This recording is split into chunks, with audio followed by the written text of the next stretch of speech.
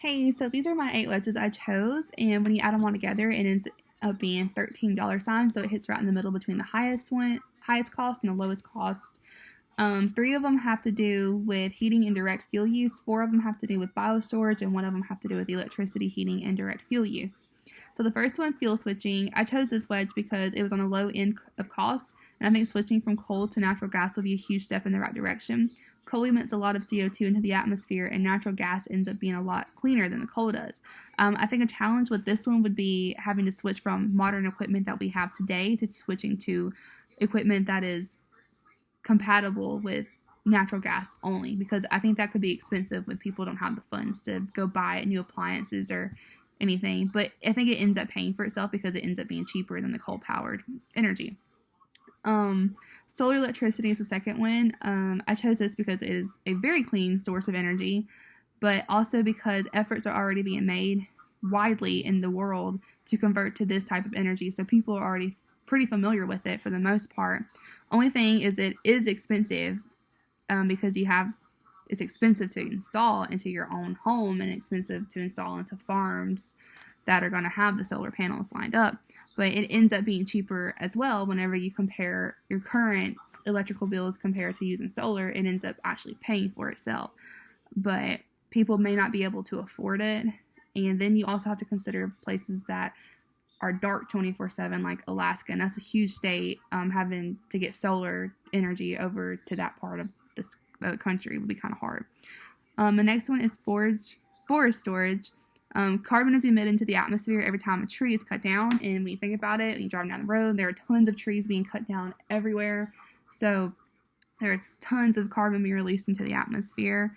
But I think a challenge with that is there's so many companies and industries now that rely on cutting down trees for their business. That's how they make their living. So I don't see cutting out these type of businesses is going to happen in the future, because we use wood for so many things, like building homes and using them for fences and poles and furniture. But we can do things like using wire or plastic fencing, using metal buildings or metal poles that can help. And we can also do things like recycling and not using paper and just planting trees in general to do that. And that ends up being really, really low cost things to do. Next one is efficiency buildings. Reducing the amount of energy that's put into an existing home can be a simple fix, and it's on the low side of things. And this is done by putting in insulation to a home to keep heat from escaping, or making sure the ventilation is proper in the home and that there's no cracks in the window or door allowing heat to escape or cold air to come in or anything like that. Building future homes, you can also make sure that they face the sun the right way, or the thermostat is set correctly in the home. So that ends up saving money and energy in the future. But the problem with that is that you can't, like these old homes, you can't just pick them up and relocate them to where they're more energy efficient based on how they're facing the sun or a shade tree. I think for the most part it's a pretty low cost thing, but some people still can't afford to put these things into their home, so that is a challenge.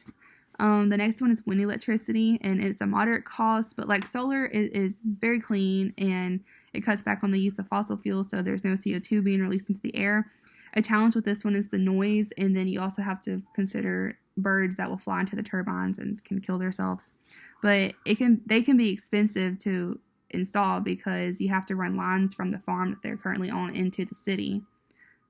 But it ends up being cheaper than solar, and it doesn't affect the farmland that they're installed on. The next one is CCS electricity, and it's a moderate cost one. And I don't think there's any chances of coal and natural plant gas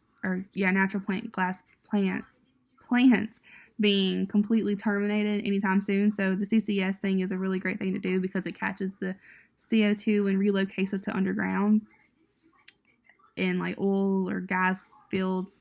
It is safer than transporting the CO2 via tanker truck or on the water, but the challenge is that there is still a chance of CO2 being released into the atmosphere, although if a line breaks, although it is rare and it ends up still being more environmentally stable than having just CO2 released into the air otherwise.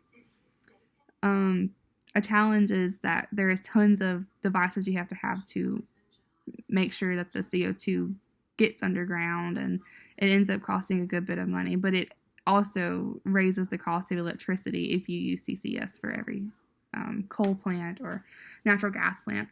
The next one is soil storage, and storing soil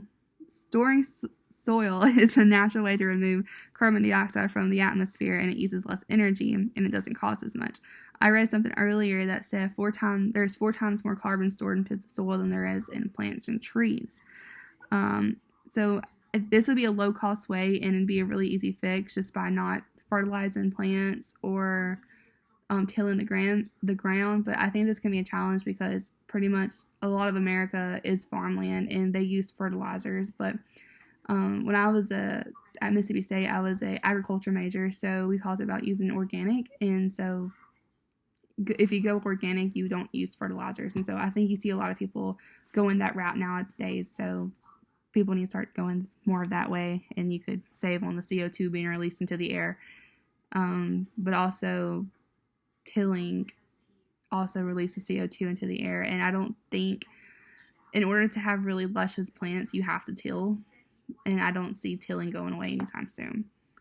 So that's a challenge. And the last one is CCS, synfuels, and burning coal into the atmosphere is what ultimately causes global warming from the CO2 being released, and CCS captures the CO2 and converts it to gas or oil, and it saves the amount of CO2 emissions to the atmosphere, and it saves energy.